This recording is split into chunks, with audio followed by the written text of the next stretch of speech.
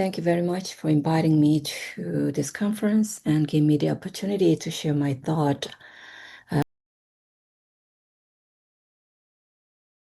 title of my talk is Translating Violence and the Possibility of Hope. Unfortunately, as we all know, violence appears as a persistent and overarching reality in our time. When violence occurs, how do we make sense of it? And what part of violence is translated and what remains untranslated. In other words, when violence occurs, we seem to think that we know, we understand what is happening there, but then how much of what is happening, what has happened, do we understand? And what is it that is behind this visual, tangible scene of violence that we didn't understand and we couldn't understand? So what do these translated and untranslated dimensions reveal about how we confront violence and how we might move forward? So this presentation reflects on these questions and explores how one might begin to live again after the trauma of violence with dignity and purpose. So I have this second part of my title, The Possibility of Hope. So let me begin by reading a passage from a novel by contemporary Korean writer Han Gang. The English title is Human Act. And I'm reading, quote, "Our bodies are piled on top of each other in the shape of a cross. The body of a man I don't know has been thrown across my stomach at a 90-degree angle, face up, and on top of him, a boy older than me, tall enough that the crook of his knees pressed down onto my bare feet. The boy's hair brushed my face. I was able to see all of that because I was still stuck fast to my body then," end quote. The English title is Human Act, but this is not a literal translation of a Korean title. The original Korean title is 소년이 온다, A Boy is Coming. And the boy who is in the title of this Korean title is a 14-year-old middle schooler named Dong-ho. And this is the story of Dong-ho and his friend Chang-dae. So actually, the narrator in the passage I just read was Dong-ho's friend Chang-dae, who actually was already dead. There was a chaos of the protest, and then Dong-ho went out to search for his friend Chang-dae, who didn't come home for days. And by the time he went out to search for his friend, Chang-dae was already dead. So here you see that the body, which was piled on top of each other, these bodies are corpses. So let's think about it. If the dead, especially those who died through unfair and unjust violence, could speak and communicate with us, the living, what would they say? What did they hear? What did they see? So Han Gang, the author, gives them a voice by making a dead boy into the narrator of one of the chapters in the novel. In order to understand the whole kind of situation of their deaths, we need to know about the historical reality that is the background of this novel. So that happened on May 18th, 1980, in a city named Gwangju, which is about 300 kilometers or 200 miles south of the capital city of South Korea, Seoul.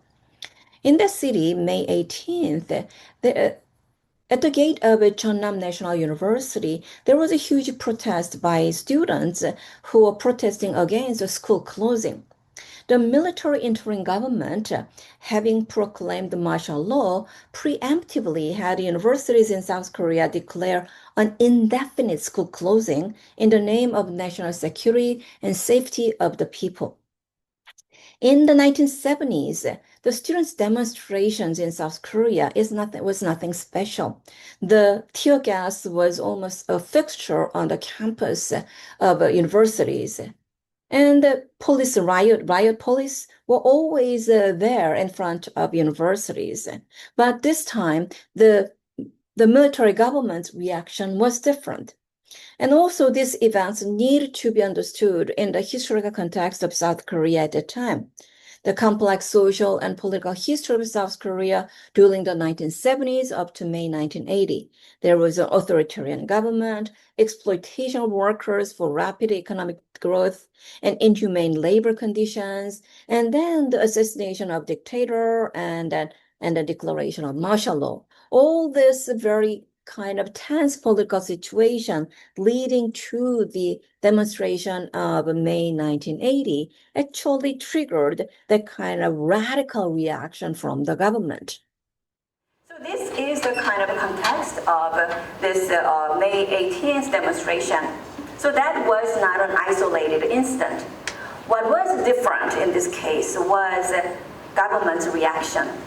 Before that, usually what happens is that a riot police will show up in a university campus and they will obviously shoot tear gas. Tear gas was always on campus in Korea in 1970s and 80s. But this time, the government immediately mobilized military force. So here you see the kind of the demonstrators and the military people, they kind of face each other, right? And the sign, they say that guarantee the labor law or withdraw martial law and so on and so forth. As soon as they started demonstration, the military was mobilized and the protesters were beaten, clubbed, knifed, and bayoneted. So it was not only just student protesters, but any passerby became target of this violence. Some people, later, much later, there was a record of those people who actually eyewitnessed or participated in this protest. Some people, the newlywed couple who were honeymooning in this city, they were just grabbed by the soldiers, they were beaten to death. Or sometimes office workers who were on their way back home, they were also target of violence. Or some store owners who happened to look outside, thinking what is happening, they were also dragged out to the street and they were beaten. So at the beginning, the soldiers would grab any young people, assuming that they are all protesters. But a couple of days later, they don't care. Young, old, men, women, everybody in the city was subject to this violence. So conflict started in May 18. The next day, the witnessing that students were really beaten by soldiers, the people of Gwangju began to join the demonstration. So by May 20th, about 30 or 40,000 citizens joined the protest, and the soldiers began to shoot them. Between May 20th and May 27th, there was certain kind of euphoria that the negotiation with the government might be possible. But the government obviously had a different idea. And May 27, government fully mobilized military and raided the provincial office where the citizen protesters stationed, and they just shoot them. And the protest came to an end. Now, if we really think about this, another big issue is really communication. The government obviously strictly controlled the media. What was happening in Gwangju was not known outside of Gwangju. I was in Seoul at the time. I didn't know anything about that until later. So this incident was known to the outside world thanks to the several foreign journalists who happened to be in that city at the time. One of the very well-known journalists is Hans the Jugen Hanspeter, who is a German journalist who was at the time in Japan and heard that something is going on in Gwangju, and he flew to Seoul and he went down to Gwangju. So a recent movie, A Taxi Driver, features this story of how Jugen Hanspeter came from Seoul to all the way Gwangju, just going through this military line, and he filmed this kind of massacre.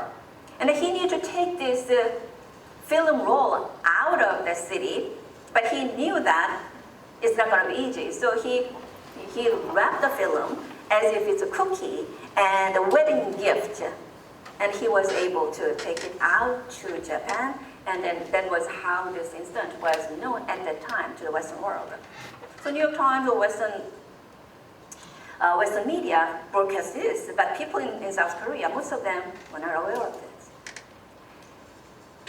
Later, much later, when there was a collected volume about those people who eyewitnessed it, Hans-Peter said this. I'm quoting from his short essay about I Bow My Head. I'm quoting, most of the bodies were those of very young people, no doubt students. They had died as a result of brutal beatings. It was hard to hold back my tears. I filmed what I could of this sad sight. Never in my life, never in Vietnam, had I seen anything like this. End quote. About the Vietnam, we know that there was unjust cause of the war. But the Vietnam was at war. Gwangju was not. It was the government itself which mobilized military to kill its people. Also, when we think about trauma of Korean people in the 20th century, we usually think about colonialism. Korea was a colony of Japan from 1910 to 1945. That's true, that was still is a kind of trauma for many Korean people, which has an influence on various different things, including Buddhist scholarship, actually, which is a totally different story. But colonialism, in theory, is a violence, a force imposed from outside on the different countries, right? But this, the situation of Gwangju is your own government use violence against your own people. So think about this. This is an extreme form of what you call nation-state violence. As we know that a nation-state in modern society is the only entity which has a legal right to use violence. This privilege is given to the nation-state so that nation-state can protect its people. But as we know too well, not only in this kind of Gwangju situation, but in the United States as well, nation-state uses its privilege of using violence to oppress and suppress people as well. Okay? So the state response to Gwangju democratization movement represents to the Korean people an extreme form of state violence. State's use of military force and weapons against its citizens, their censoring of the media, and subsequent justifications and spread of misinformation not only revealed a malfunctioning of democracy, but also deepened distrust and trauma among Korean people. But this state violence is not just limited to Gwangju incident or South Korea. If you look at this kind of pattern, state violence is another form of centers mutilation of the margin in the modern nation state. Right? The pattern of violence and the control that was involved in this instance does not exclusively apply to South Korea or Gwangju. So in American society, we know too well there's a long history of racism or police brutality. That is another form of violence of the center against the margin. Or sexual violence against women, that's another kind of form of violence of the center against the margin. So this kind of list goes on, unfortunately. So I said that unlike colonialism, for example, state violence is a violence done by the nation against its own people. And here is a dilemma and a more complex problem. In the novel, during the several days of protest, because people were killed and so rapidly, there was no time or no way to give a proper funeral to these people. So what happened is that the dead people were put into the makeshift coffin, as you see there. And on top of the coffin, they will put Korean national flag. There you see the flag. And then as a ritual, funeral ritual, people around them would sing Korean national anthem. Now, Dong witnessing this, a 14-year-old middle schooler asked himself, I'm quoting, why would you sing the national anthem for people who'd been killed by soldiers? Why cover the coffin with the national flag as though it wasn't the nation itself that had murdered them? Why would one glory the nation when people were killed by the nation itself? The nation that killed its people by mobilizing military, and the nation these people admire and revere by singing the national anthem and using the national flag. Are they two different entities? And this is what makes the situation even more complex. We had that kind of situation in the United States as well. To give an example, recently, perhaps many of you remember what is called the kneeling protest, right? The athletes, just before the beginning of the game, there is a national anthem sang, and then some African American athletes, they just kneel against this kind of racial discrimination, which got both support and criticism. Right? You are unpatriotic by kind of doing that while national anthem was sing, but on the other hand, nation which use this kind of the racial discrimination, what kind of nation is that? So Tongo had this question during the time of 1980.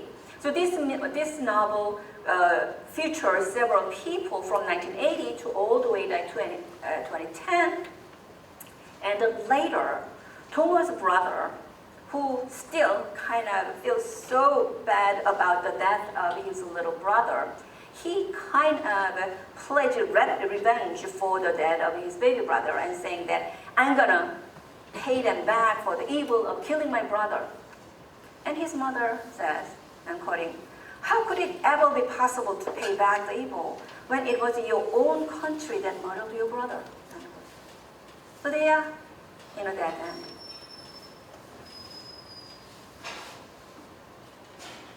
Now, the example of Gwangju incident is really very much visible and understandable for the reality of violence.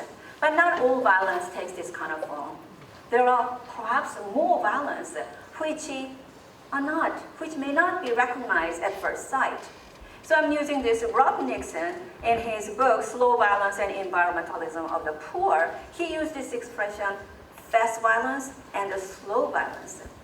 Fast violence is something like that what happened at Gwangju incident, and we can recognize immediately. Whereas there are a lot of slow violence, or some people might call it structural violence, that is happening in our society. And Nixon defines slow violence, I'm quoting, as a violence that occurs gradually and out of sight, a attritional violence that is typically not viewed as violence at all, end quote. But then eventually it will kind of spread in life in a various format. So in 1960, Korean poet named Kim Soo-young already addressed this issue.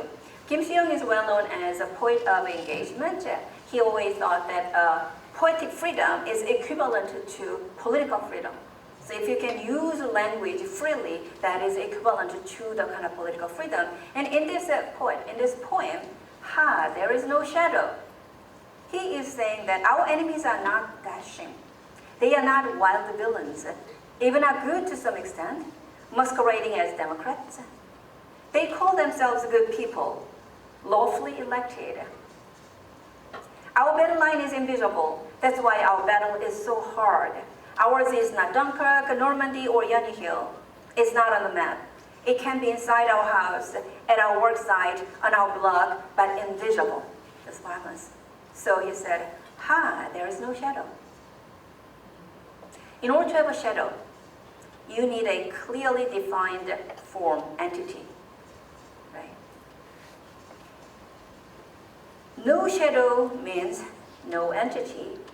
No entity means no accountability. That's why when we encounter slow violence, it's more difficult to find who's responsible for this, as we discussed, for example, environmental issue. There are so many factors involved in that. But slow violence has the same effect as violence without shadow. The diffuse nature of the cause and the process of violence makes it difficult to decide who is culpable for the violence and what remedies should be made. Violence that does not have a shadow, however, is not less damaging than the violence that does. So with this, both the fast violence and the slow violence, whether we are subject to the fast or slow violence, visible or invisible, with or without shadow, how do we overcome the damage and move forward? That is the difficult part. If we look for healing, what would be the healing process look like? What does it involve? So let's think about this. When we try to find an answer or response to the violence, we usually say that, well, violence should be kind of treated with violence. So if I ask, should we respond to violence with violence? I think that there are many people who say, yes, that's the only way. On the other hand, if I change the question a little bit and ask, can violence heal violence? I think many people might kind of hesitant to answer this question. So if we are suspicious of violence capacity to heal, then we have to think about its alternative, which is nonviolence. But is nonviolence efficient enough to deal with the violence? And when I have a conversation with my students and present nonviolence, students mostly always respond, nonviolence is a nice idea, but it's not practical. Okay? It's not efficient. Efficient for what? So before we get to the what nonviolence involves, let's deal with that issue. Is nonviolence actually less efficient than violence? And then I will present this kind of political scientist discover the finding. The political scientists Erica Chenoweth and Maria Stephan, they analyzed 323 violent and nonviolent campaigns between 1900 to 2006. And they came to the following conclusion. I'm quoting. Nonviolent resistance campaigns were nearly twice as likely to achieve full or partial success as their violent counterparts, end quote. When you read this passage, as I did, really, you respond, right? It's puzzling that the nonviolent campaign could be this much successful and even twice more successful than violent one. And they analyze why this is the case. And there are several elements that deal with this, the why nonviolent movements is successful than the violent one. The first one is the flexibility of nonviolent participation. When you use violence, you should be a full-time kind of participant, right? You have to shoot or kill other people, use violence. Whereas non-violence, people can participate while doing their regular job, right? So there's a kind of, and they're continuing their lives, but they can practice non-violence.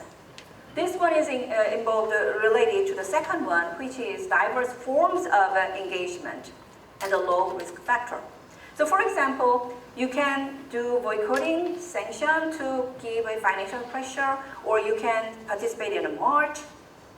So non-violent campaigns have various different forms of engagement, which means that there are a large number of people who can engage with non-violence, violent movement, whereas violent movements has only limited number of people who can actually participate. I think the more important, or as important as the first and second, is the third one, sustainability. Sustainability during and after the movement. Non-violence campaign can last for a longer period of time compared to the violent one. And they say that non-violent campaigns, violent campaigns may have negative impacts on the societies and politics in which they operate, even though they succeed, right? Their success does not necessarily translate into democracy or civil peace. And their success tends to lead to recurrence of civil war within 10 years of the end of the campaign. So this kind of sustainability, once you kind of succeed a certain kind of movement, you want that condition to continue. And their finding is that nonviolence one has a lot more sustainability. So then let's think about this nonviolent movement. Now, topic of healing process. They share some idea, but there are also differences. So political campaigns usually have a visible goals, usually change of regime or the change of policy and so on and so forth, right? And mostly looking forward toward the goal. Whereas healing process is not exactly just looking towards a certain goal. For example, healing process has a three-dimensional movements in remembering the past and dealing with the present and envisioning the future. And if we really think about healing, we might think that, okay, I want to get healed. But what does it involve? What is the goal? Especially when you think about the healing of trauma. What would it mean to survivors to return to normalcy? What does that normalcy look like? Would it look like exactly before the trauma? Or if the healing involves remembering those who involved in trauma causing rape, what is the proper way of memorizing that? So this, in all three dimensions, the past occupies the position of present and the future, which we call trauma. And another way of thinking of this is being haunted by the past, constantly controlling the present and future. So here briefly, we can think about Jacques Derrida's idea of hauntology. As you all know, in his well-known work, Spectres of Marx, published in 1993, Derrida uses this idea of haunting, using the Hamlet kind of father's appearance. He says that the haunting of the past is actually the reality we are encountering. Because the present is never just present. Present is always already being influenced by the past and being influenced by the future. If that is the case, then it is always already related to past and the present. So in the case of Derrida, when he talks about this haunting of the past ontology, which is obviously modification of his earlier work of Trace, it is related to his idea of air. He says that we are all like an heir who has received inheritance. Inheritance in this case means that we do not live by as an independent being, but our existence is always already indebted to what has happened in the past and what will happen in the future. So this kind of idea of inheritance, haunting, for Derrida is related to responsibility, which I'll get to later, but then responsibility. He says that everybody is like an heir, and since everybody received inheritance, like the one who received the inheritance, you are responsible to take care of it. So what I'm trying to get at with this is that when you think about trauma, we always think about the relationship between past and present and future. But if we really think about it, there are only different levels of impacts of the past on the present.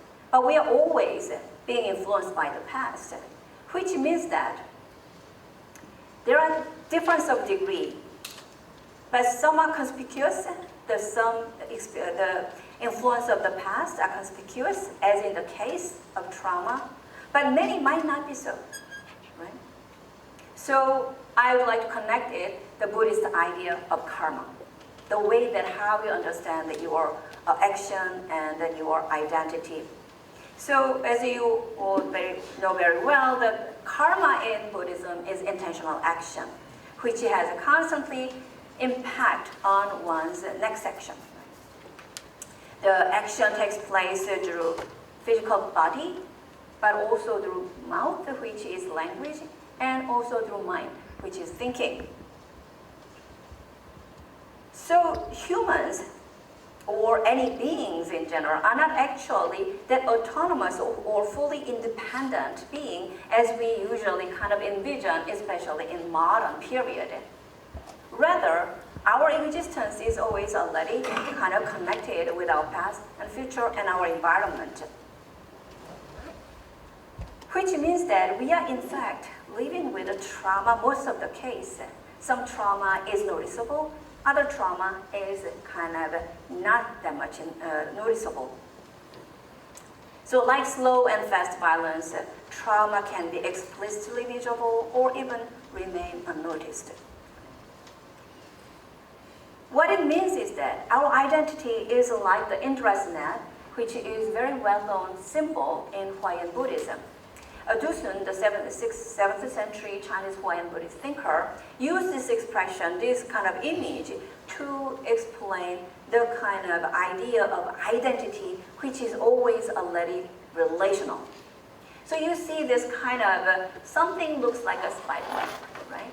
Just imagine this net is stretched infinitely, and each knot of the net, you see a transparent jewel. When you see one jewel, what do you see? You see the reflection of all other jewels, right? And that's your identity. And each one of the jewels is exactly like that. My identity as one of the jewels is not just a kind of dimness, but reflection of all this kind of jewels around one jewel. And Hawaiian Buddhism used this expression, mutual identity. My identity is possible because of my relationship with others. Now, what this relational identity tells us about the violence and about trauma is that neither violence nor trauma can be one-dimensional. Right? There are various aspects in it. Some we notice, recognize immediately, that's translatable, but there are a lot of dimensions of violence and trauma which remains untranslated, which makes the healing process more complex. So, in the novel, Hangang, at the end of the novel, in the epilogue, Hangang says that Gwangju to her, the author of the novel, represent for her that which was, quote, beaten down by force, damaged, that which shouldn't have been damaged. So what could it be? That which shouldn't have been damaged, but damaged by this state violence. And I call that at the bottom of that which shouldn't have been damaged lies human dignity, right? And the very depth of existence. I use this expression, depth of existence, to refer to the kind of relational identity, right? If our existence is relational, there are all different layers of identity that are involved in our existence. But then, Hangang says that if we think about human dignity, they need to be maintained in order to move forward after trauma. We should think about what does human dignity look like.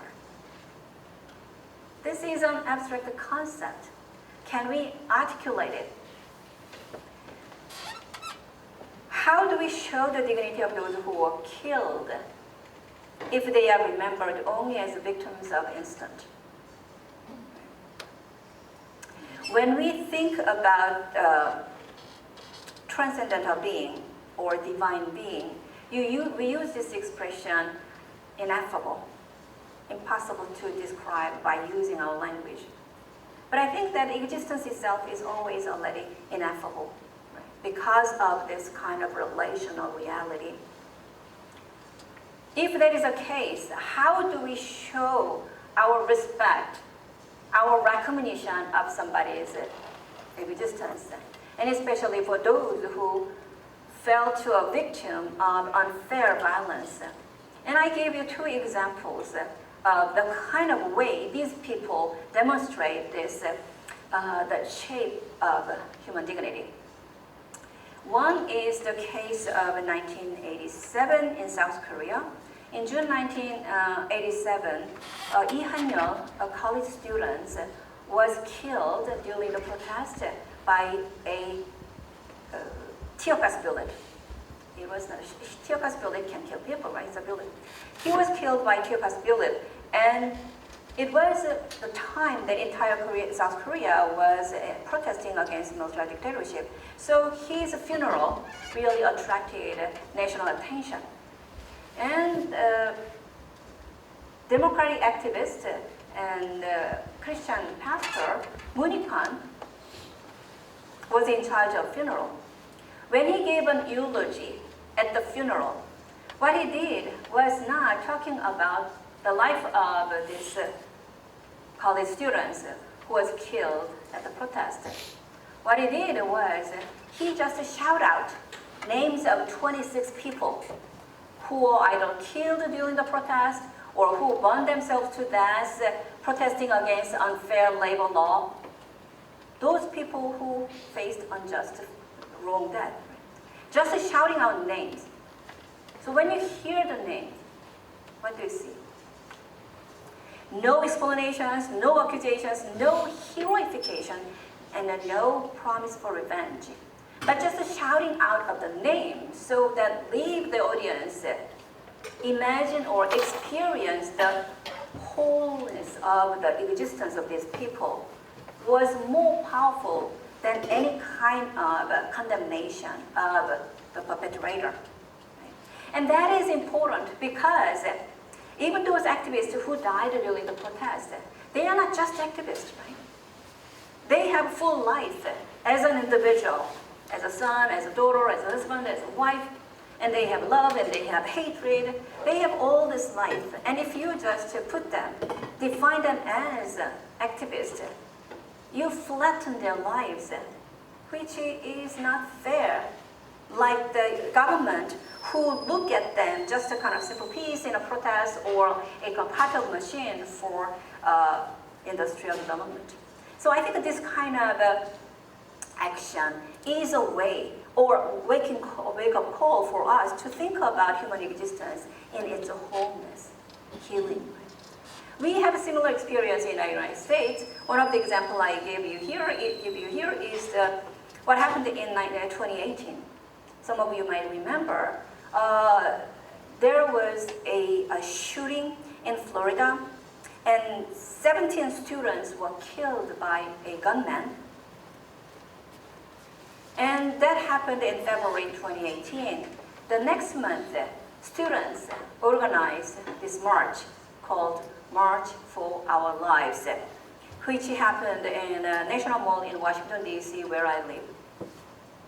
At the march, when there was a time to talk, Emma Gonzalez, who is a survivor of this Parkland high school shooting, she kind of timed her speech at 6 minutes and 20 seconds.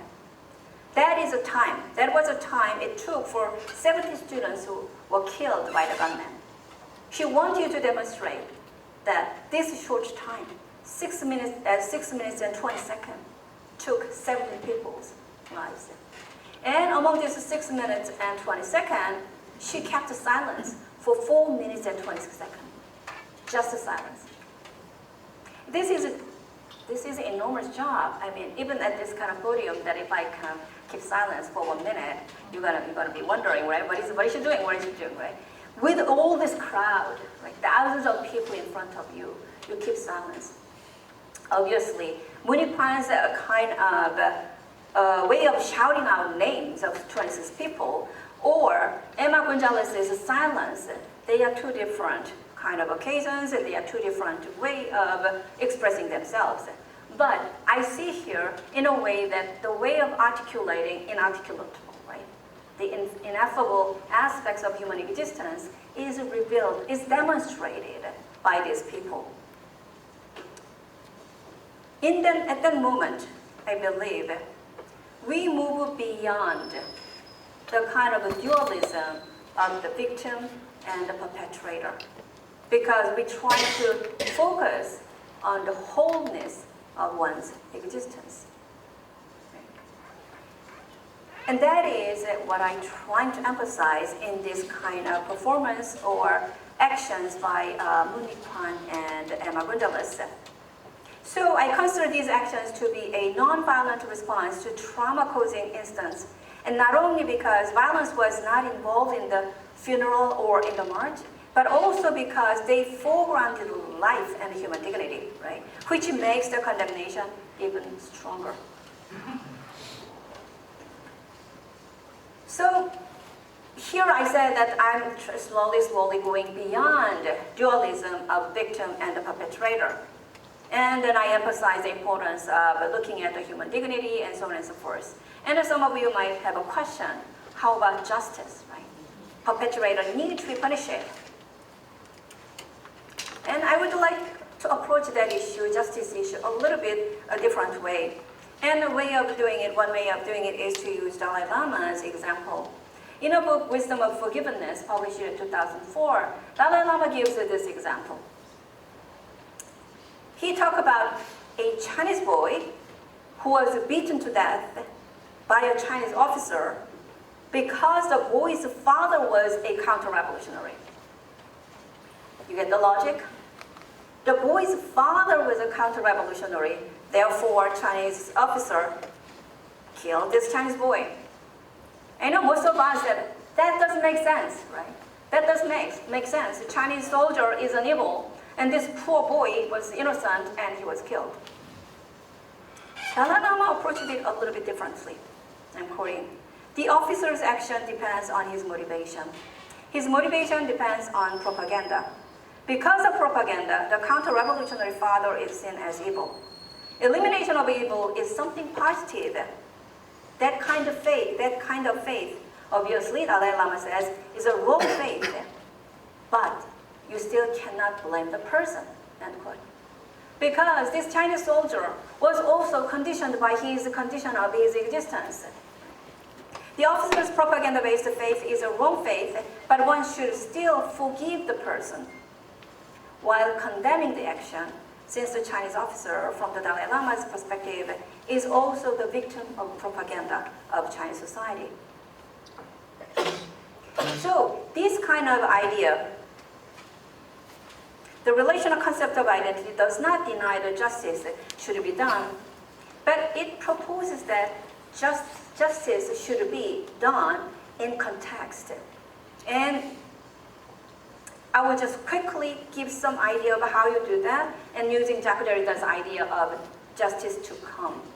When Derrida discussed justice, he used this expression, justice to come, which does not mean that justice will be accomplished at a certain future point, but justice will always be to come, meaning that it can never be completely realized.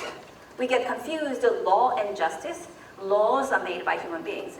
Justice is what we're trying to accomplish. But if justice means fairness, then this justice, fairness, which need to be done by considering all the factors that are involved in a certain action, cannot be accomplished. So justice is always justice to come. Yeah, I just look at my watch, and then it's already 7 o'clock, so I will get to the conclusion part. Healing, then, based on the relational identity, haunting, should be a communal act. Right? One cannot just heal by oneself. Obviously, I need to get involved with healing.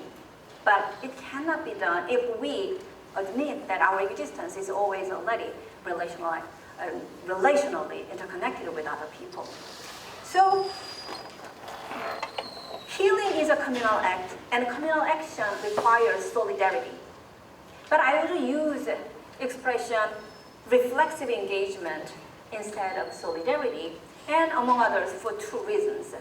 The first reason is to think about, what does solidarity involve? Right?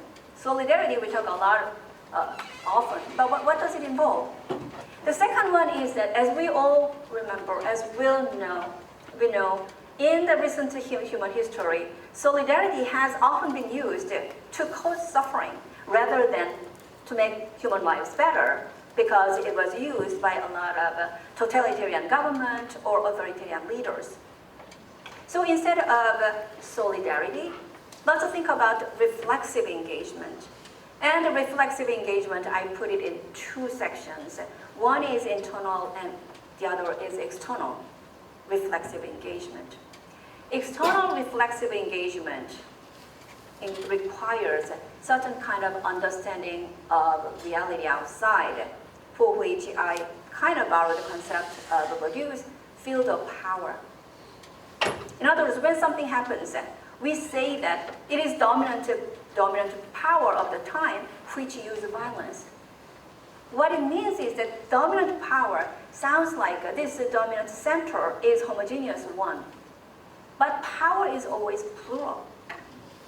So when we think about this dominant power of the time, this power itself is always relational as well. Now, what it means is that if we think about external happening through the idea of a field of power, the combination of different forces, then we begin to see that it is not an invincible kind of one force, right?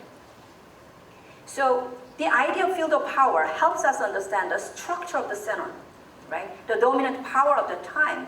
Once one begins to see power as a plural, one should be able to see the various threads that it involved in certain kind of instant. For example, Gwangju instant is a military government, but there are a lot more in there that together kind of orchestrated for that instant to happen.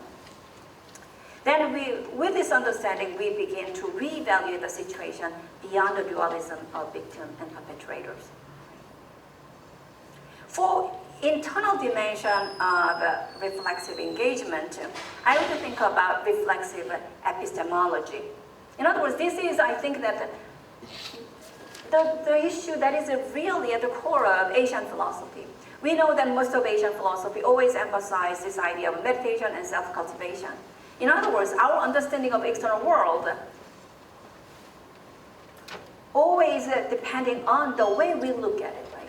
Unless we clear up our mind, which is a reflexive epistemology, we are not able to see external world as it is. So constantly reflect upon one's own way of looking at the outside world. That is internal reflexive epistemology, and see the external world as a kind of combination of various forces, field of power. Putting them together, in a way we should be able to see the structure of something happening and how one individual should be able to move forward. Right? Now I know it's not easy, right? It's not easy to practice all this, thinking about internal, thinking about external, and healing, you are suffering. Obviously nothing's easy, but I think I'm gonna once again borrow from Dalai Lama. In a book, Wisdom of Forgiveness, he explains, he discusses Buddhist ethics and then relational identity and so on and so forth, and he acknowledged that it's not easy to practice it. And he said, well, as you said, do as much you can. And when we read this with my students often said, that's a cop-out. I don't think it's just a kind of simplification of the situation. I think this is a really serious beginning point of hope. Right? Do as much as you can at the situation where you are in. It emphasizes the importance of also sustainability. We are not going to just complete the healing process overnight, 1 day or 2 days or 1 month. If the life is a kind of combination of different factors, and trauma is caused by violence itself, which is so much complex, have translatable, untranslatable dimensions, then we should really think about the long, long marathon, which we call sustainability. And this idea of do as much as you can, or I can, really set the very beginning point. And you do it, and this is the kind of beginning point of our hope. And I think that internal external reflection could be a kind of facilitator for this kind of possibility of hope. And then I'm ending, this is the last slide, and I'd like to end my talk thinking about ourselves, scholars, philosophers who are here.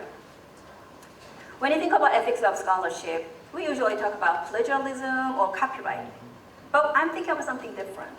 So I started my talk by quoting from a novel by a contemporary Korean writer. And when I wrote when I do writings on this kind of issues, I found myself drawing materials more from literary work or sociologist work rather than philosophers who deal with this kind of issue. And I asked myself, why is it the case? Is it only me who couldn't find the materials from philosophers? Or is it the kind of symptom that our language is a little bit sedimented to get engaged with the real world. We are always, I feel like we are always kind of behind in interpreting what is happening in the real world, right? If that is really the case, our language is sedimented, our disciplinary boundary is so fixed. Each time when you try to jump at the situation at hand, we have to rethink whole thing and then time passes. If that is the case, isn't it the time for us to rigorously investigate philosophy's capacity to deal with a rapidly changing world and get more engaged with the world? And I think this is why this conference on the topic of trauma healing is so important, in which we've been kind of exploring various issues related to real world in various different ways. And thank you for listening.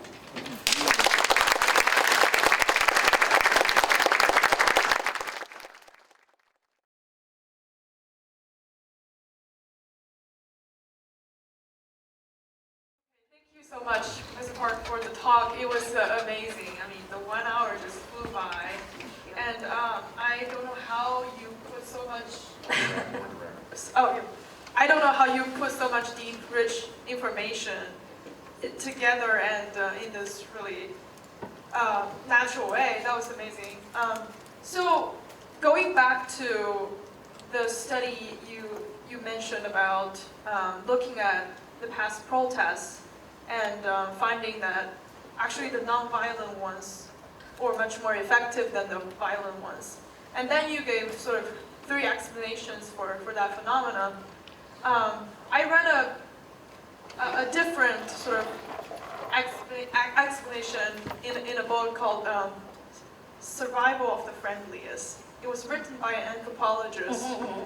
And so he gave a hypothesis about why nonviolent protests are more effective and successful than violent ones. So I just want to hear what you think of his alternative explanation. So he says, human beings are incredible in some sense, right? We can have this large-scale cooperation. We can even cooperate with strangers, right? Like when I call an Uber driver or when I go to a restaurant, I encounter with people that I really have never known, but for some reason, we can cooperate and make the society work.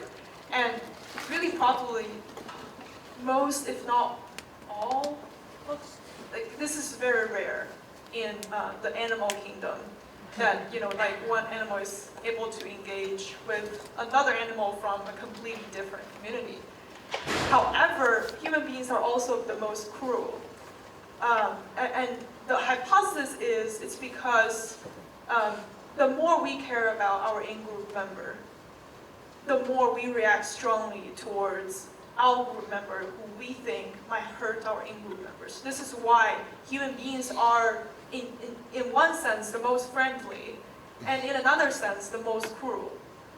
And he says this is why nonviolent protests are more effective, and in general, nonviolent approaches are more effective. It's because when we see violent actions, our brain sort of, it's like a switch. It turns out that we just sort of lose all empathy for people who might threaten us, who might put us in danger. So he gave a sort of like anthropological and psychological account of this phenomenon. I'm just curious what you think of that. Well, that's interesting, and we need a neuroscientist here.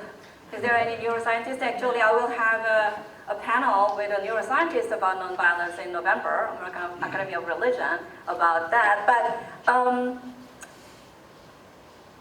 so the Chenoweth and Stefan's book, Why Civil Resistance Work, they make a really, really powerful argument. But at the same time, they acknowledge that there are other people who think that violence is more effective when you run a political campaign. So like in philosophy, political scientists, they also debate about this efficiency of violence and nonviolence. But even with that kind of debate, I think it's very, very encouraging to have this kind of work, right, research on hand, so that we can have some kind of evidence, really. Philosophers don't have this kind of evidence, right? We think we can make an argument, but these political scientists, they actually kind of from all these 323 cases, they examined all of that. Now, what you said there sounds more like an issue of relational identity. So that's a Buddhist idea, right? So Buddhist idea of wisdom and compassion and suffering works that way. Nobody wants to suffer. So you want to kind of get rid of suffering. But if you begin to see the situation, your suffering cannot be removed unless other people's suffering can be controlled, right?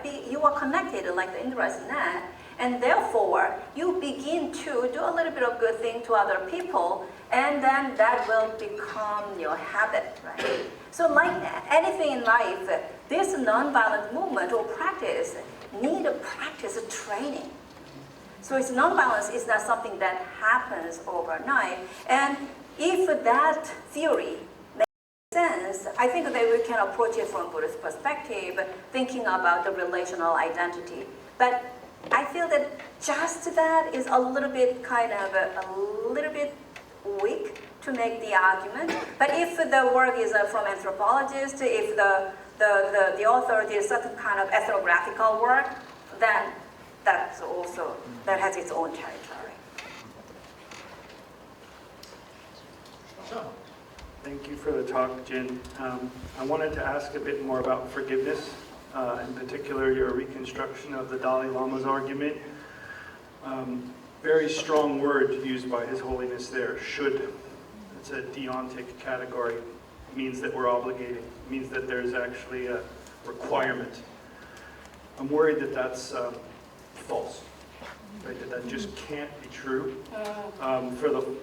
So here's the idea, right? The argument goes from conditionality to a recognition that most people believe are under the guise of the good, right? Wholesome motivation to eliminate evil. Therefore, you should forgive this person.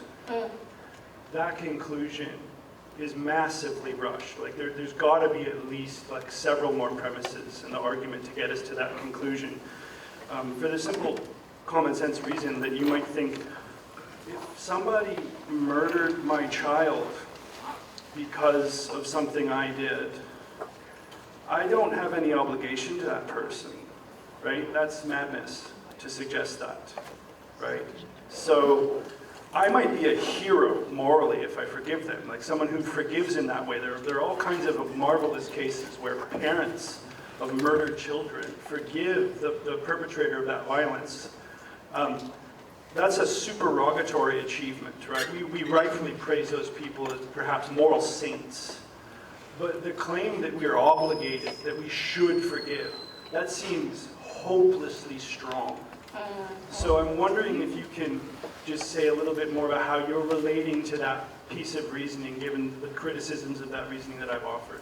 Oh, thank you. So two things. The first one is that this one, Wisdom of Forgiveness, and many other books by Dalai Lama, the Ethics for the New Millennium, these are books that are not really quote-unquote academic Buddhist book, right? These are the books for the kind of general audience. But I always find these books very helpful, and I use them a lot in my class. So, if you, as you said, there's a kind of steps missing in that statement.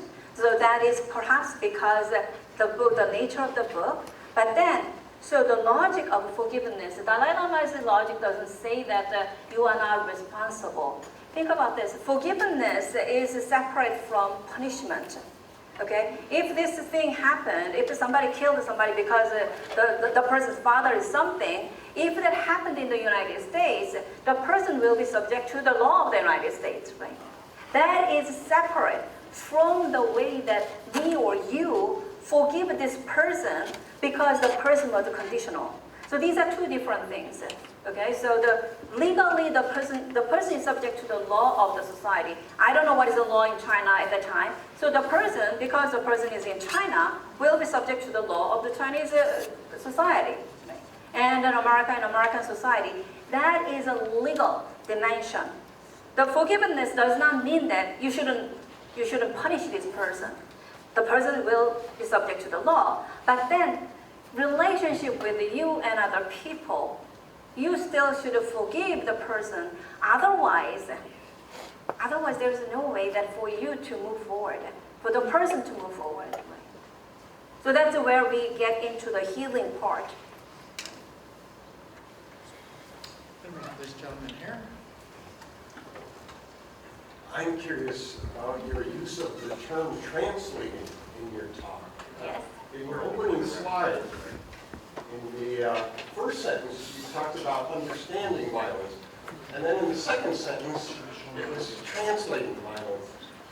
And this makes me wonder whether you think translating and understanding are synonyms. For what it's worth, I don't think they're the same. Someone could understand the text and not be able to translate it. And although this maybe isn't as likely, I think someone could also translate a text and also not understand it. But if your focus is indeed on translating violence rather than understanding it, what are you trying to translate violence into? And how accurate do you think your translation is? Thank you so much. So that's a really fundamental question related to the title or my use of expression translation. As you perhaps get by now, that I use this expression translation not in a literal way, that when it translates from a language to B language, right? Translating from English to Korean. That is usually the case that we use the translation. But often this is not the first time I use this expression translating violence, because in a way, as I mentioned at the beginning, our understanding of reality is always our translation. More common expression is interpretation. Our interpretation of what is happening out there. I don't think that we understand this tumbler as it is, right? It is my understanding of this tumbler. I would translate it as a tall, short, nice, terrible. That's my translation of reality. And the violence is like that too. As a kind of instant in our life, when we encounter violence, especially because the situation is so complex, we translate it in our own way. I would say that, well, that instant is terrible, or other people say that that instance, those people who died, they deserve death. So that's a translation based on the kind of your position and your understanding of it. That is how understanding gets in, right? That's why our understanding of reality. So, but if you go to the Kant or some more complex epistemology, traditional philosophy, then this doesn't work, right? So you have to kind of make a distinction between the two. But I use the expression translation based on that assumption that any understanding of reality from my perspective is our individual translation or interpretation. And that translation, because it's a translation, there's always the kind of not only room, not only possibility, always the kind of limitations of it, right? So my translation of this room is like I look at you guys, but then I cannot see what is behind me, right? So that's my limitation. So I use this expression translation to demonstrate the limitation of our capacity, epistemological capacity in understanding what is happening outside. What happens to accuracy on your model? Can the translation still be accurate if it just comes down to individual interpretation? To me, yes, there might be other way of saying it. If you can use more like a typical epistemological expression, but I think this symbolically, it means that, yeah. So we have gentlemen in the back there first, and then Todd, you were next, and then we go further down the line. And we go over here. Okay, thank you for amazing and insightful talk, Dr. Park. And as someone from Korea and also someone who partially grew up in Florida, it's two special places in my heart. So I'm immensely thankful for the talk too. I have two questions actually. The first question again deals with the special context of both Korea and America here. Yes, we went through democratization and we went through a lot of resistance against injustice. And I am very thankful to be grew up after the democratization and away from the military violence. My concern is this sort of with the kind of the forgetting of the history that has been more prevalent in the recent years, especially with the younger generations. Especially what? With the younger generations in both America and Korea as well.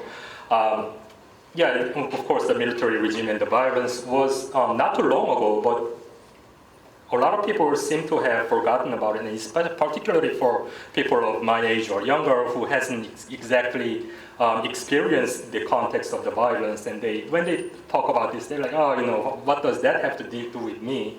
And it is incredibly difficult for us, or for me, I guess, personally, to engage with these people. I'm like, yes, they are my friends, and they are, or even if they are not my friends, I'm regardlessly related to this person as by virtue of being in this world together.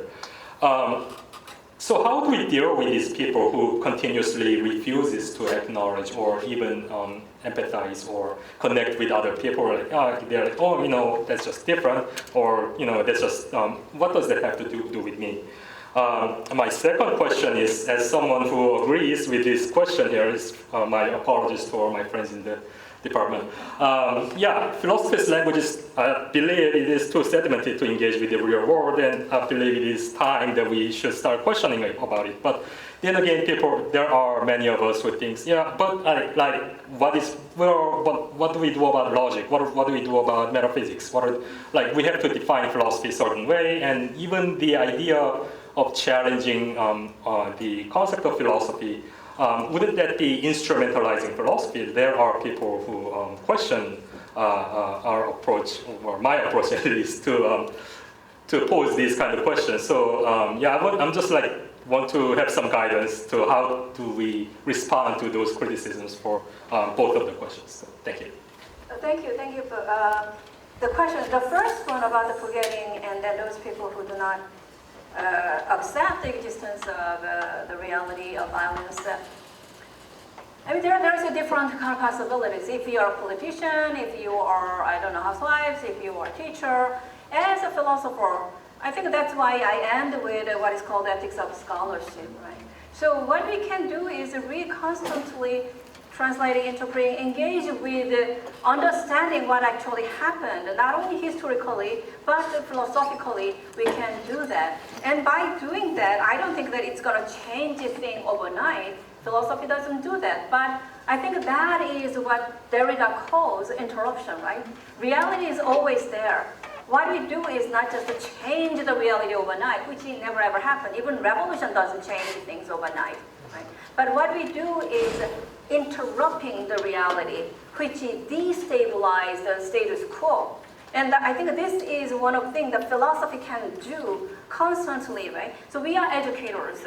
You can do it. You can kind of constantly challenge your students to do the kind of interpretation, critically reapproach these issues before taking any side. I know my position, but before that, just to put it in a context and let people see what was happening and what is the meaning of this incident in our lives, right? So that constantly doing that, and I think philosophy really needs a kind of diligent job, especially in our society right now in the historical juncture, right?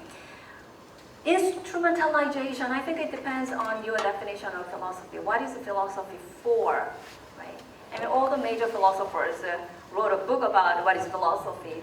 And my understanding of philosophy is that if you think that it's by engaging with the real world, I use philosophy as an instrument to do something, I'm fine with that.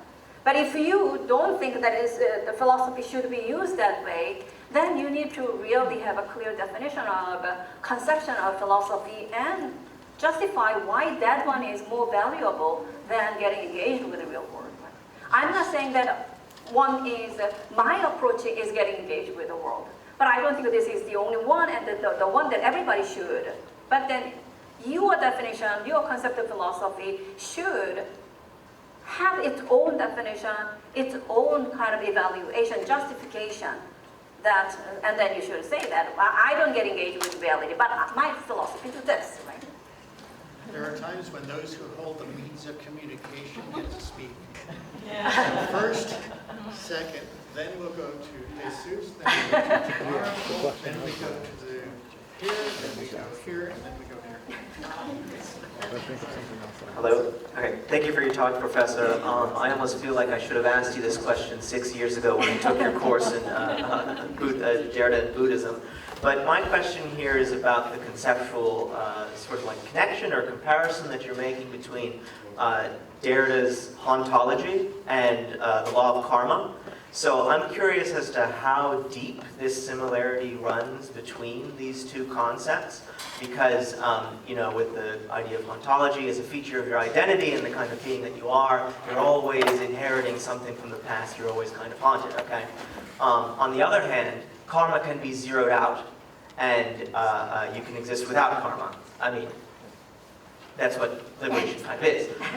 So it seems that there is a disconnect here between the two concepts. That you couldn't zero out your inheritance, or else it's like some sort of Hegelian end of history, maybe, I don't know.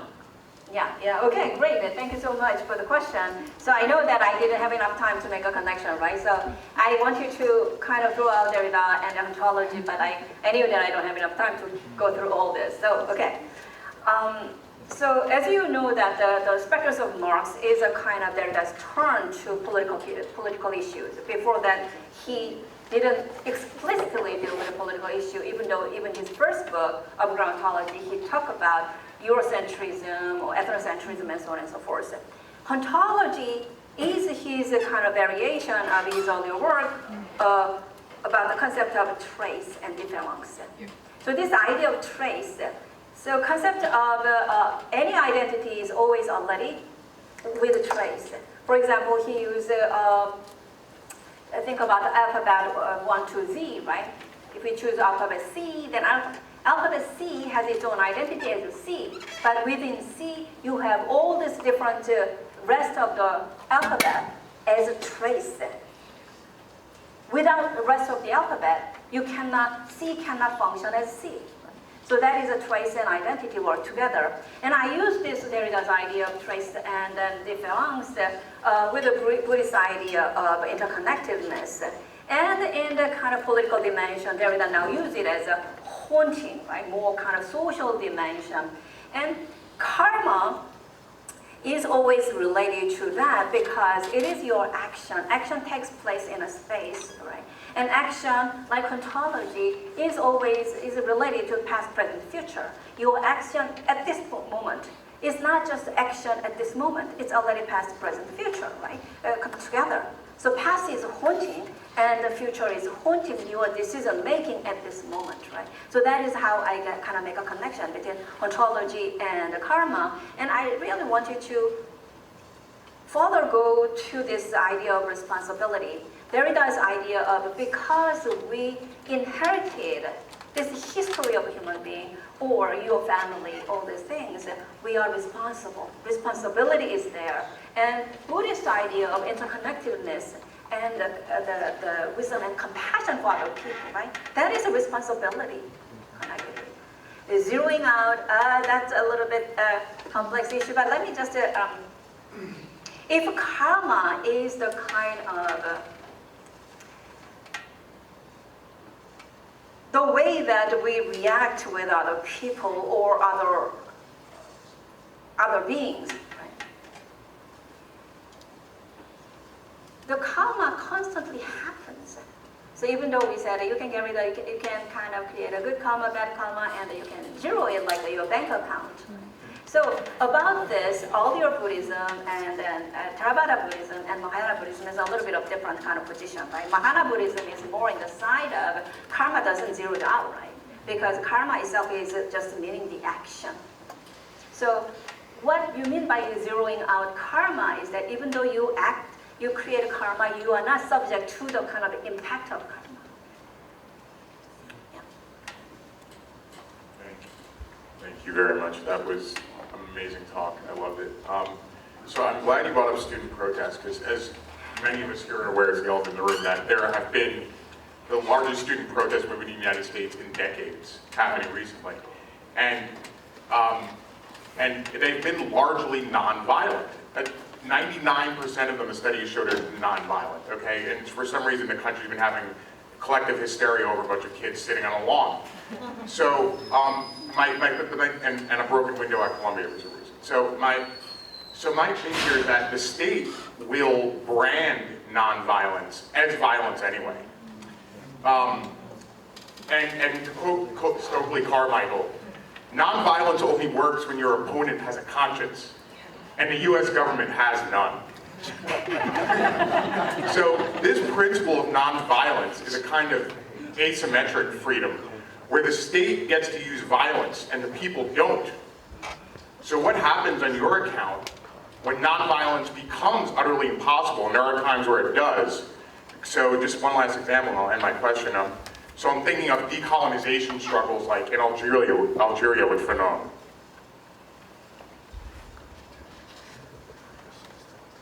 Okay, so when you talk about the violence and non-violence, and then kind of propose non-violent reaction to violence, many cases, obviously, people bring in Fanon, right? Wretched of the Earth, in which Fanon supported, quote-unquote supported, use of violence for the colonized people for decolonization.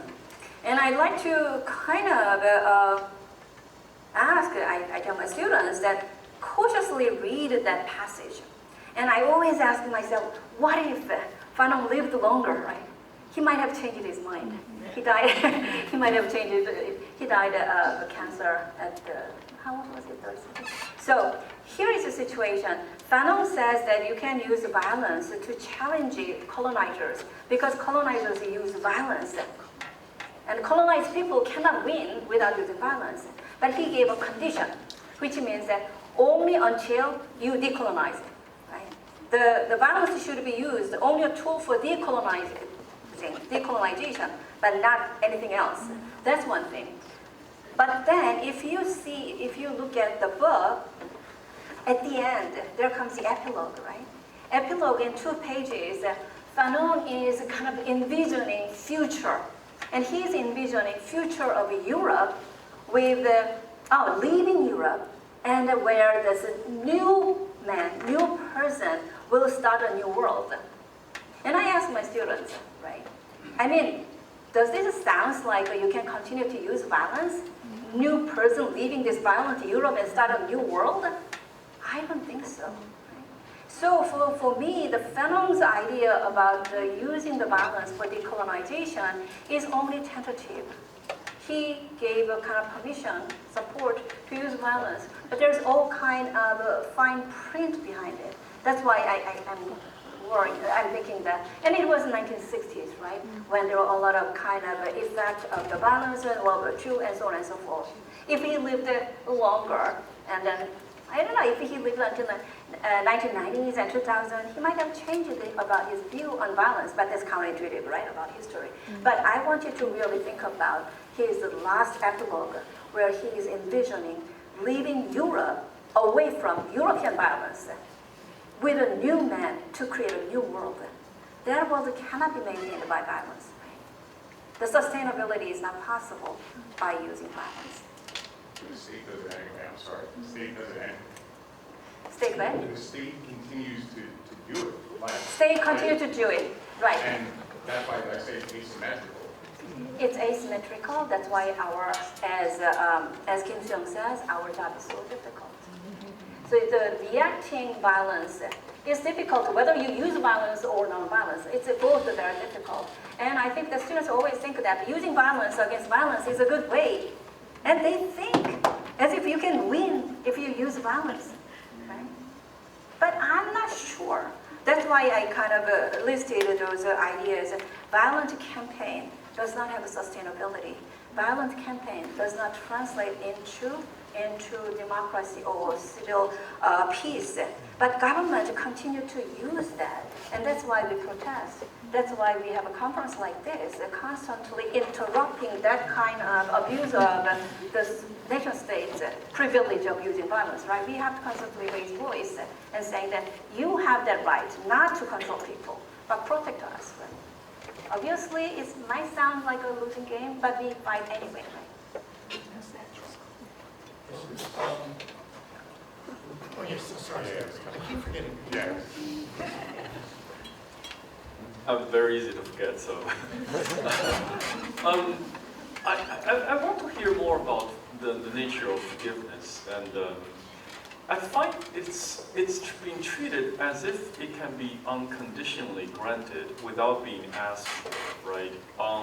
So the person or the victim of a crime, or the victim of this unimaginable violence, somehow should just freely grant forgiveness to the perpetrator without the perpetrator ask for, forgiveness, at least in recognition of the heinousness of their crime, right, of their act.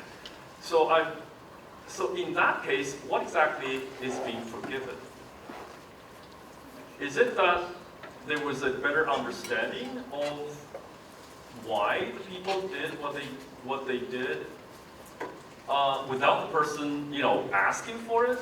Or is it, I find it somehow, it's almost morally wrong to forgive the person who caused so much harm, and this is on the personal level, but it's also especially on the social political level, is that we can just let these sort of evil acts just go without demand for any kind of accountability. So yeah, so I'm troubled by the high-sounding ideal of this unconditional forgiveness. Right, so thanks so much. I know you're working on anger, so non-violence is not your stuff.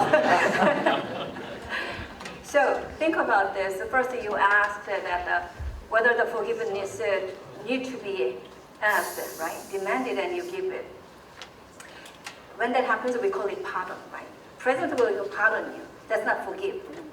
And as Delta has an article on forgiveness, and he played with these words as Dr. I usually do. And forgive, to forgive, it means to give, right? It's a gift. It's not a transaction. Usually, you say that, okay, I will forgive you, what are you going to do? Give it to me, then I will forgive you.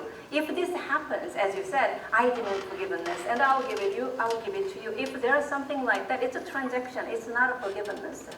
Forgiveness, by definition, is unconditional, because it's a gift, right? Of course, you can give a gift, saying that, I'm going to give it to you, this, and then what you're going to give it to me, right? It's a transaction.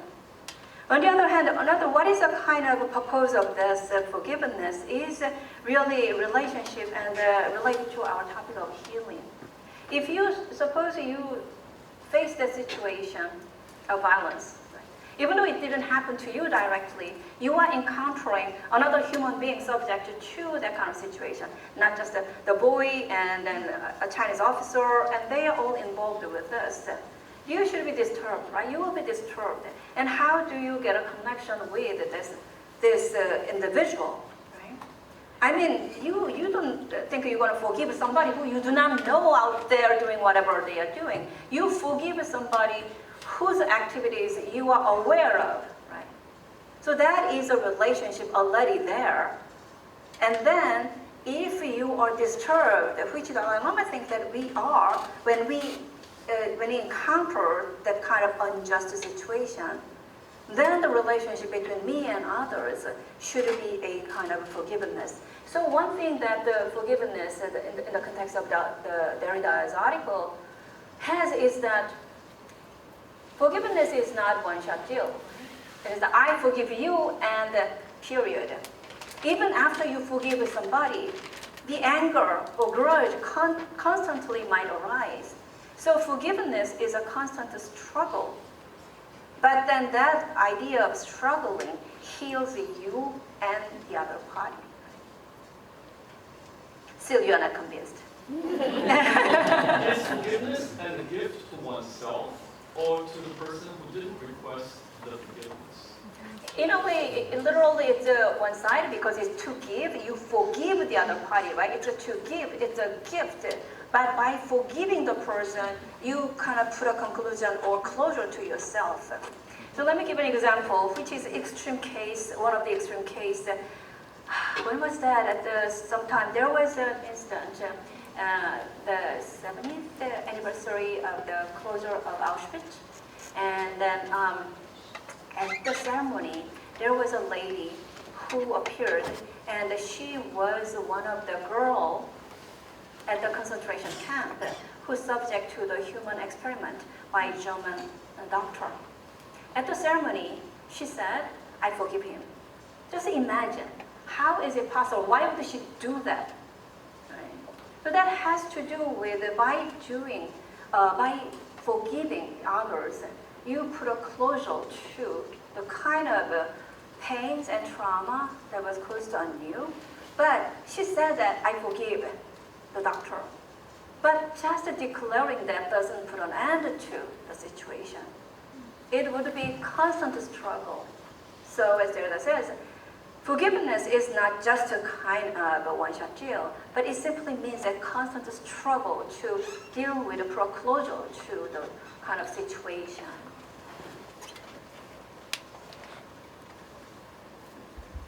First of all, thanks so much for a really stimulating presentation on Keynote. I really enjoyed it. And I guess I would like to talk about hope. Hope. Hope, yeah. And maybe you can help me to try to refine the concept, to think of it in a more meaningful and effective way. Because I have some concerns, because in a way I think it's a double-edged sword. Because if you mishandle hope, you can actually, I think, get in the way of the process of healing. And let me explain. I think hope is future-oriented, usually. And for a lot of people, that means that it's similar to a goal or an objective. I want to get to this place where I'm going to be healed, or I can forget my trauma, right? But you think of in terms of goals, I think it's problematic. Because first of all, the goal itself could actually be the wrong kind of goal. For instance, right? Somebody could give you the hope of, oh, don't worry about this life. In the future, in some future land or heaven, you'll be okay. For now, just suck it up and put up with everything, right? Or else, you could actually think of how this actually the goal gets involved in the process of the struggle that you mentioned. So it actually bypasses. You're looking forward to being done with it, and you don't do that practice and struggling to get through, right? So I'm wondering, in what ways can we actually think of hope in ways that is not problematic and that can actually help us focus, move forward without getting into this kind of hunting that could be dangerous in particular ways, right? So I think those are my concerns. I'd like maybe your framework of reflexive epistemology or dynamics might help you to answer that. Thank you. Thank you. So when I put this second part of my title, it's not even hope, right? It's the possibility of a hope. And I think that this hope, possibility of a hope, is the kind of a basis of a lot of activities we are doing, even though we are not aware. I don't think I'm that much hope for anything, even now. But without hope, we are not even surviving, right? So without hope, we are not perhaps think about having a religion. Because whether that happens or not, because we think there might be a possibility that, somebody out there will help me, kind of give me the meaning of my existence, even though you cannot confirm it. That hope, right, that is a possibility of hope. Or the hope that we might have a better society, make people engage with politics. So this kind of hope is a really certain kind of foundation of our activities. But that is even the very, very dim one. Because hope sounds like really something strong, right? The way that you put it. But I think that it is a possibility of a hope that help us move forward. But in many cases, we don't see it. I don't think that many people think that religion brings me hope unless you really think about the kind of hope you are saying. Or politics brings me hope. Nowadays, no way, right? But without any kind of hope, that we wouldn't even be interested in what is happening in our politics, despite all kind of hatred we have about what is happening in the political world.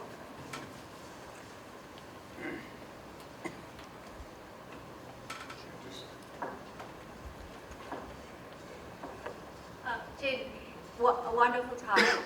It resonated in my mind also with some of the things that Raymond Orr had said about that founding document of the Iroquois Confederacy, Healing Before Justice. Mm-hmm. And I really like, the way you went about this in a very different cultural context. You may remember in an email to you, I said that I was really looking forward to your talk, and because I do remember the news reports when I was a teenager. Right. After I sent you that message, I thought it's interesting. I mean, I don't remember a whole lot of other reports, but Right. I do remember that one about Korea. Mm. And your explanations, really helped me because obviously it was unusually cruel and brutal. And so even though I'm not Korean, I was, hearing this from somewhere far away, it did make an impact. And so in a way, you're even healing people who are not part of that story. I like what you said about forgiveness, and I like the quotation that you showed from the Dalai Lama. To me too, forgiveness brings healing, it's liberating, liberates you, liberates the aggressor. But I think there may be more to it, and I'm curious about your take. Wouldn't you say that forgiveness is a very powerful tool to reduce violence worldwide?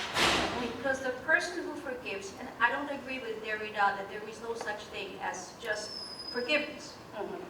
I think No, many yeah, people manage, Yeah. and it's really gone, right? So, do you think that we can go even further with forgiveness? So, see it as a tool to reduce violence, because, like Hannah Arendt was always pointing out, right? So, if you react to violence with violence, well, you're just reacting. You're not doing anything really creative, right? But forgiveness has that incredible quality. So that's one question. Nevertheless, I don't say that one can entirely forget about justice. I'm not saying you don't need the International Court of Justice.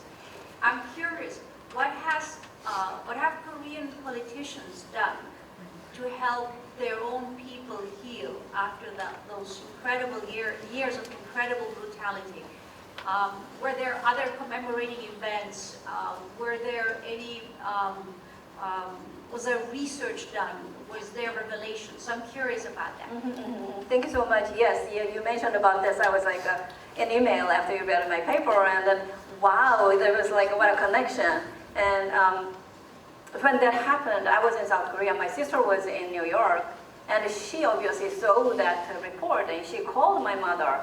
Is that everything okay? And then my mother said, everything's fine here, right? Because we didn't know what they knew outside. Now, about the aftermath, so it took a while for Korean government to acknowledge what happened and their responsibility. More than 10 years later, and there was a certain kind of a committee was formed, and they began to do all kind of investigation. And the interim government general who ordered this kind of violence, he was found guilty, and he served the jail term, but a lot of things. But so still, I mean, we are May 30th, right? About 2 weeks ago, anniversary of May 18th, the current Korean government went down to Gwangju, they did a ceremony, and there are a lot of movies, and then a lot of TV dramas, and the books, the kind of yeah, those things are happening, and this Jeonnam National University has this institute for May 18th institute, from which I kind of get a lot of pictures, right? So these things are happening. The question is how much these really help those people who are directly impacted by the incident, right? So in my case, I was in Korea, but I wasn't directly impacted, but still I feel traumatized. I think a lot of Korean people still feel traumatized because of it is a state violence, right? The distress. So it need more than just having a kind of research center and then memorialization, a lot of certain kind of park, like a Hiroshima Peace Park and things like that. That kind of thing is continuing to happening, but people, I don't think that it's gonna happen soon, completely heal this trauma. It's a lot of things. Forgiveness, yeah. On the one hand, I think that there are concepts which happens a lot in Western tradition, especially Christian tradition, which is directly translated in modern language and applied to Asian tradition. In other words, something like a forgiveness is not that much a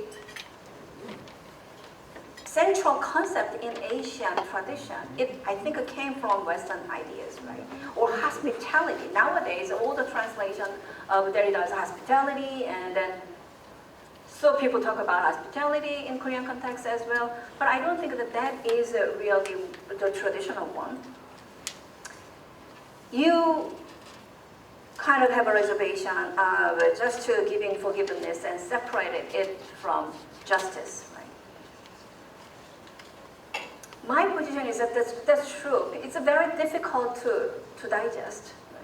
When all this thing happens, okay, forgive the person, forgive the kind of the person who ordered shoot the demonstrators. Probably I won't do that, right? But then there comes this kind of the training that we have to do it.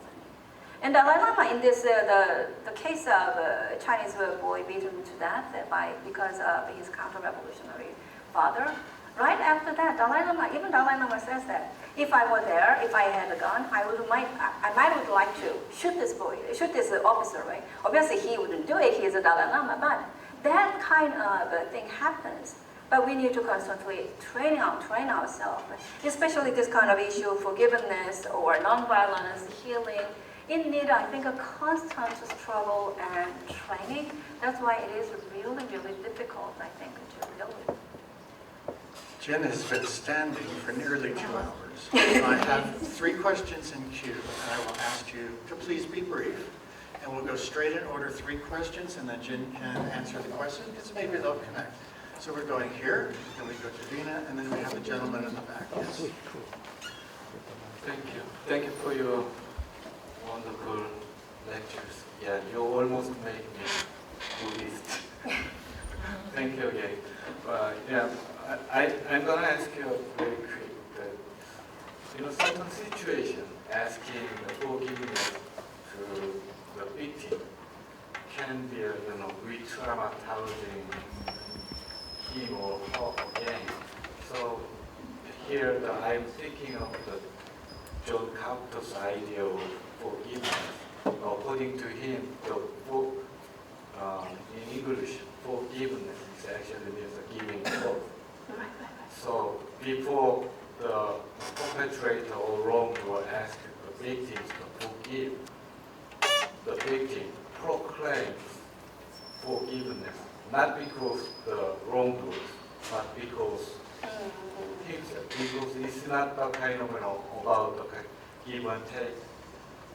Because he asked me forgiveness, I gave you forgiveness, but according to Carter, it's a new creation. Because he's going to live with a new world, not the kind of past world. So probably it's a Christian idea, as you said, but probably you're going to say again the Buddhist answers, probably more, let go of the past wrongdoings. What do you think it kind of comparing these 2 ideas of forgiveness? That's what I want to know.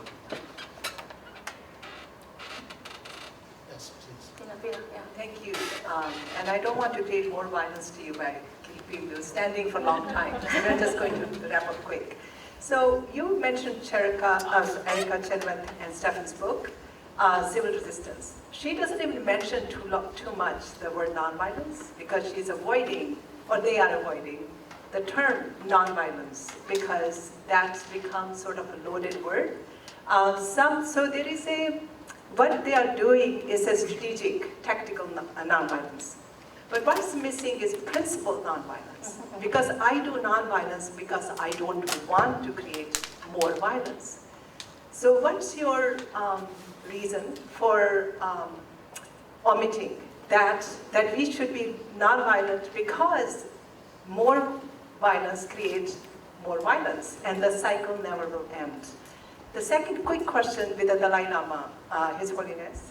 You end with that and feels like to me that's a principle of nonviolence because it's the right thing to do because the karmic cycle, justice will come, maybe not now, but it will be served. My question to you is, how do your students respond to that reading? Because he's a monk, he doesn't have children, he doesn't have that, he has a lot of practice, discipline, forgiveness. And here we are talking about the real world problems. There are a lot of pain and suffering. So I've been thinking about why are we afraid of nonviolence?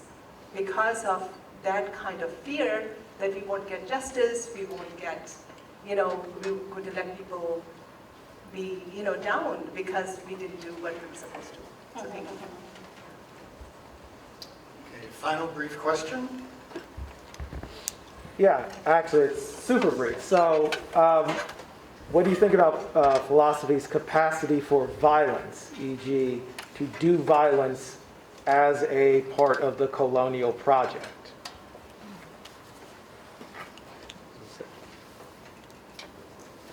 I don't think I got the question. So in your, wow, actually, I didn't actually want to explain because I wanted to give you time to go. So in your talk, you spoke of slow violence and fast violence. And in my view, right, philosophy has the capacity to do slow violence by introducing particular kinds of ideologies that result in dehumanization or prevent us from recognizing the full humanity of victims of fast violence, right? So you could think of De Las Casas and Sepulveda's conversation about the status of native persons as humans, the variety of philosophical justifications for racism, sexism, transphobia, so on and so forth. So my question here is, while you have presented an ethics of scholarship here that I think is really good, my question is philosophy's capacity for violence, because all of the incidences of violence that you've used in your presentation rely on some philosophical justification, broadly or narrowly. So, yeah. So if I understand your question correctly, so you are saying that the philosophy itself could be violent. Yeah, okay. Okay, starting from the third one, yes, philosophy itself could be violence, and then I think that's why I bring this idea of a reflexive engagement, right? So not just engagement, but reflexivity means constantly reflect upon yourself. And this expression reflects sociology, but you use this expression to really warn the sociologists. He's a sociologist, right? Sociologists who need to do the objective work, but sociologists themselves are subjects, so they have a subjective position. So constantly you have to look into yourself whether you are really objectively approaching it. And philosophy's violence could be real violence, right? And we are here because of the violence of a traditional philosophy curriculum and philosophy trend, which excluded non-Western philosophy. Right? And that's part of it. And that's my question. We are here kind of constantly pointing out traditional Western philosophy's violence against non-Western violence. But if we are not engaging with the reality and just to kind of feel safe within our own boundary of the Asian philosophy or whatever philosophy, then isn't it the case that we repeat the kind of thing we are criticizing, right? So yeah, I totally agree with you. Philosophy itself could be very, very strongly violent, especially if we think that it is a kind of philosophy which shapes our ideas, our students' ideas, right? Tactical and then principle. That's true. They are political scientists. They are not philosophers. I read the chapter of this one with my students in a colloquium on nonviolence, and that was philosophy students' criticism, right? They are using nonviolence tactically. They don't talk about the philosophy of nonviolence. I think both are needed. I liked this book because it shows the things that which philosophers or religious scholars usually do not have. We do not have any kind of evidence. We think that the nonviolence is important, but then we don't have any evidence to demonstrate or make our argument stronger. So yeah, you're right. Their point is tactically, and Maria Stepan actually teaches people on the ground how to practice nonviolence with religious groups and forgiveness within Christian context and forgiveness in Buddhist context, I think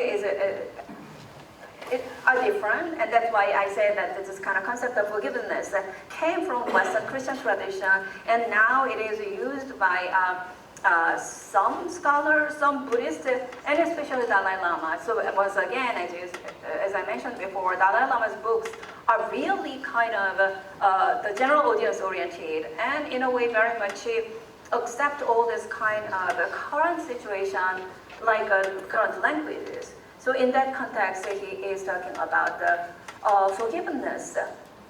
But if we really think about the traditional scholarship of Buddhism, I don't think that how much of those scholarship will deal with forgiveness. I cannot even think about the expression. Are there those expression forgiveness in our kind of traditional Buddhist scholarship? I don't know. But so, yeah, that is clear. There's a kind of this distinction between the two. But then given that the Dalai Lama is publishing in English for the English-speaking audience, the kind of mixture really makes a kind of appeal to the people. Thank you so much, Jen.